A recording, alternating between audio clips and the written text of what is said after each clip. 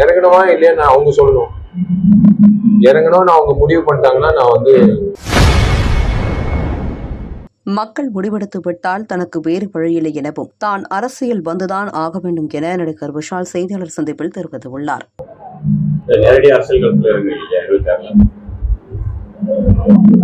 அது நான் இறங்கணுமா இல்லையா நான் அவங்க சொல்லணும். இறங்கணும்னு அவங்க முடிவு பண்ணிட்டாங்கன்னா நான் வந்து வேற வழி இல்லை.